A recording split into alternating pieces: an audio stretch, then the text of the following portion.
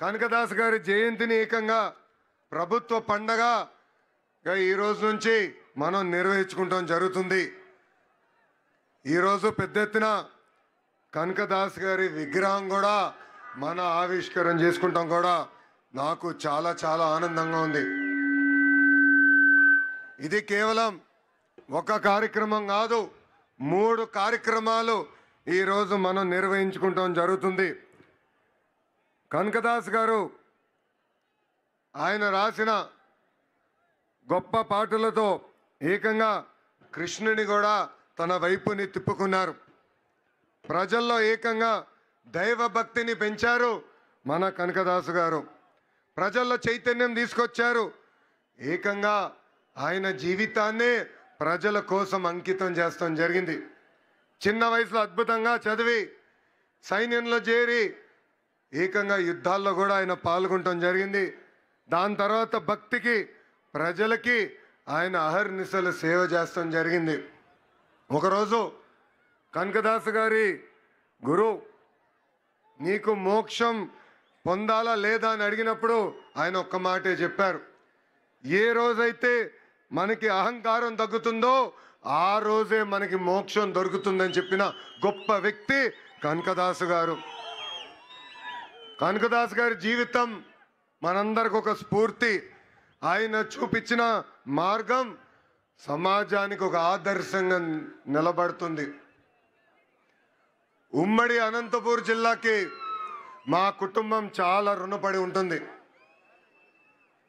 విశ్వవిఖ్యాత నట సార్వభౌమ స్వర్గశ్రీ నందమూరి తారక రామారావు గారిని 3 సార్లు గెలిపించి శాసనసభకు పంపించింది అనంతపురం జిల్లా. నా మామ నందమూరి హరికృష్ణ గారిని ఒక్కసారి గెలిపించి శాసనసభకి పంపించిన పుణ్యభూమి అనంతపురం జిల్లా. ఇంకొక మామ కూతురిచ్చిన మామ నా ఒక్కడికే ముద్దల మామయ్య మీ అందరి బాలయ్య అని కూడా 3 సార్లు హ్యాట్రిక్ గా గెలిపించి శాసనసభకి పంపించిన గొప్ప నేల అనంతపురం నేల. ఈ నేలకి మేము ఎంత చేసినా తక్కువే. మా జీవితాంతం మీకు రుణపడి ఉంటామని ఈ సభాముఖంగా మీ లోకేష్ మీకు హామీ ఇస్తున్నారు. అనంతపురం అంటేనే తెలుగుదేశం పార్టీ, తెలుగుదేశం పార్టీ అంటేనే అనంతపురం.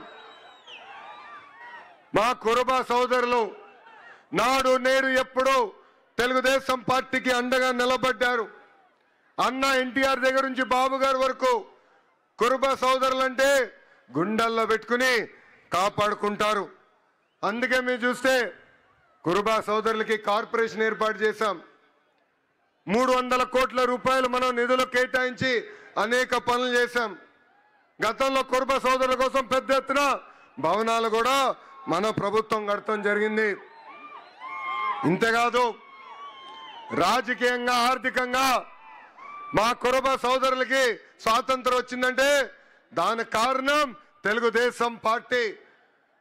పెద్దలు చెప్పినట్లు రామచంద్రారెడ్డి గారి దగ్గర నుంచి పార్థసారథి గారు కానివ్వండి, సవితమ్మ గారు కానివ్వండి, ఇప్పుడు బస్సుపతి నాగరాజు గారు కానివ్వండి, మంత్రులుగా, టీటీడీ బోర్డు మెంబర్లుగా, ఎంపీగా, జడ్పీ చైర్పర్సన్ గా, మేయర్లుగా, ఇప్పుడు ఏకంగా ఏఎంసీ చైర్పర్సన్ గా తయారు చేసింది తెలుగుదేశం పార్టీ.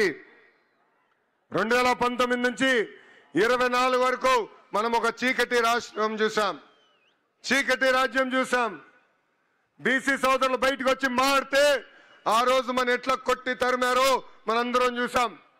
మన బిడ్డల పైన ఏకంగా పెట్రోల్ పోసి తగలబెట్టి చంపిన రోజులు మనందరం చూసాం. అందుకే మా బీసీ సోదరులు ఒక తిరుగుబాటు వచ్చింది. తెలుగుదేశం, జనసేన, భారతీయ జనతా పార్టీని ఎప్పుడు లేని విధంగా 94% సీట్లలో గెలిపించి మమ్మల్ని మీరు ఆశీర్వదించారు. చేయాల్సిన పనులు అనేక ఉన్నాయి. నాకు ఇప్పుడు కూడా బాగా గుర్తు, పాదయాత్రలో మన సంఘ పెద్దలందరినీ కలిసా, వాళ్ళందరితో నేను చర్చించా. ఆనాడే వాళ్ళకు కోరారు కనకదాస్ గారి జయంతిని రాష్ట్ర పండుగగా శాశ్వతంగా నిర్వహిస్తే బాగుంటుందన్నారు. అది చేసి ఈ రోజు మీ ముందల మీ లోకేష్ నిలబడుతున్నాడు. అంతేకాదు బైరప్ప గారి పేరుతో గుడులు కూడా ఏర్పాటు చేయాలని పెద్దలందరూ కోరారు. నేను టీటీడీతో కూడా మాట్లాడాను. తప్పనిసరిగా గుడులని అవసరం మేరకు కట్టిస్తామని ఈ సభాముఖంగా హామీ ఇస్తున్నాం. పూజారులకి గౌరవ వేతనం కూడా ఇవ్వాలని పెద్దలందరూ నన్ను అడుగుతాం కూడా జరిగింది. ఆ ఫైల్ కూడా సర్క్యులేషన్లో ఉంది. తొందరలో కూడా అది అందజేస్తామని ఈ సభాముఖంగా హామీ ఇస్తున్నాం.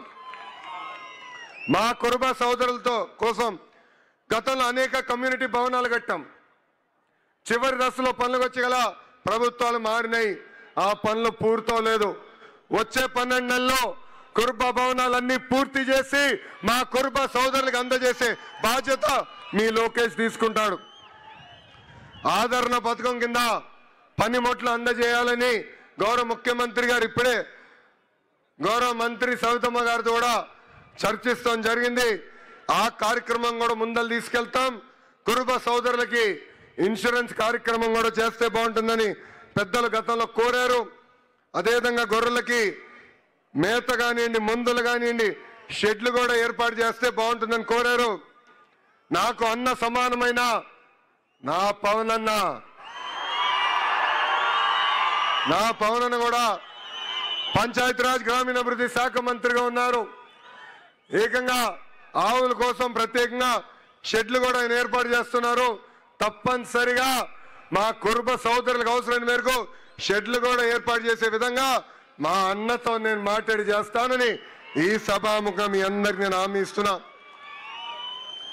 ఇప్పుడే పెద్దలు సురేందర్ బాబు గారు మాట్లాడుతూ నన్ను ఒక విషయం అడిగారు. భైరవ్ తిప్ప ప్రాజెక్ట్ పూర్తి చేస్తే బాగుంటుందని కోరారు.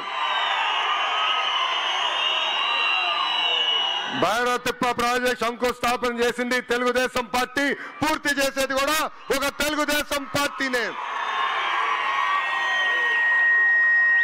కరువు ప్రాంతం లాంటి అనంతపూర్ జిల్లాలోనే కార్లు పండించే విధంగా అనేక పరిశ్రమలు మేము తీసుకొచ్చాం.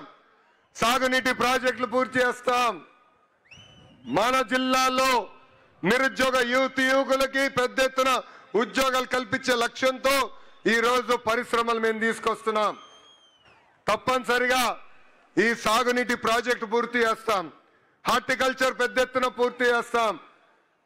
ఆంధ్ర రాష్ట్రంలో తలసరి ఆదాయంలో మన జిల్లా ఇప్పుడు 5వ స్థానంలో ఉంది. అందరం కష్టపడితే రాబోయే 3.5 సంవత్సరాల్లో 3వ స్థానాన్ని కూడా తీసుకెళ్లే బాధ్యత తెలుగుదేశం పార్టీ తీసుకుంటుందని ఈ సభాముఖం మీకు హామీ ఇస్తున్నాం. దశాబ్దాలుగా మన జిల్లాలో ఒక సంస్థ ఆర్డిటి సంస్థ మనకి అనేక సేవలు అందిస్తున్నారు. ఆసుపత్రులు కానివ్వండి, స్వయం ఉపాధి కానివ్వండి, పాఠశాలలు కానివ్వండి, పెద్ద ఎత్తున వాళ్ళు మనకి సేవ చేస్తున్నారు. కొన్ని కారణాల వల్ల వాళ్ళకి రావాల్సిన లైసెన్స్ కొంచెం ఆలస్యమైంది. కానీ నేను నా బాధ్యతగా తీసుకుని ఆ ఫైల్స్ అని నేను ఢిల్లీకి తీసుకెళ్లి అనేక సార్లు కేంద్ర ప్రభుత్వంతో మాట్లాడి ఈ రోజు శాంక్షన్ చేయించుకుని మేము వచ్చాం. ఆర్డిటిని కాపాడితే కాదు, ముందరికి ప్రోత్సహించే బాధ్యత మేము తీసుకుంటామని ఈ సభాముఖంగా అనంతపూర్ ప్రజలందరికీ నేను హామీ ఇస్తున్నా. ఇక్కడున్న బీసీ సోదరులందరూ కూడా ఒక విషయం ఆలోచించుకోవాలి. మనకి రాజకీయ స్వాతంత్రం వచ్చింది తెలుగుదేశం పార్టీ వల్లనే. అన్న ఎన్టీఆర్ దగ్గర నుంచి బాబు గారి వరకు మనకి అండగా నిలబడ్డారు. ఇప్పుడు మీ లోకేష్ మీ ముందర నిలబడుతున్నాడు. గతంలో నేను 3132 కిలోమీటర్లు పాదయాత్ర చేశా. ఉపకులాల వారిగా మిమ్మల్ని అందరినీ కలిసా. మీ సమస్యలు నేరుగా నేను తెలుసుకున్నా. ఆ సమస్యలన్నీ ఇప్పుడు నా గుండెల్లో ఉంది. పరిష్కరించే వరకు నేను నిద్రపోనని ఈ సభాముఖంగా మా బీసీ సోదరులందరికీ నేను హామీ ఇస్తున్నా. ఫైర్ బ్రాండ్ మంత్రి అమ్మ ఉంది.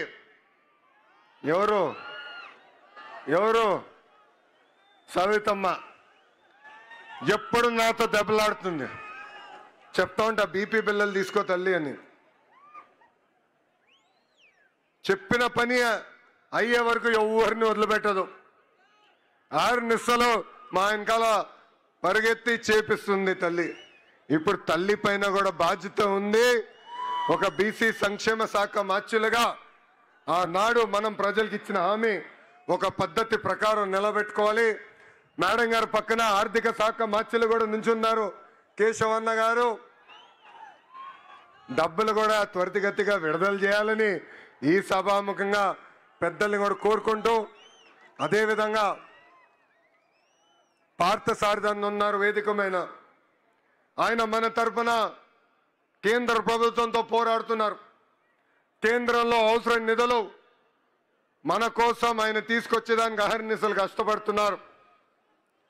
ఆయన కూడా కోరేది ఒక విషయం ఉంది.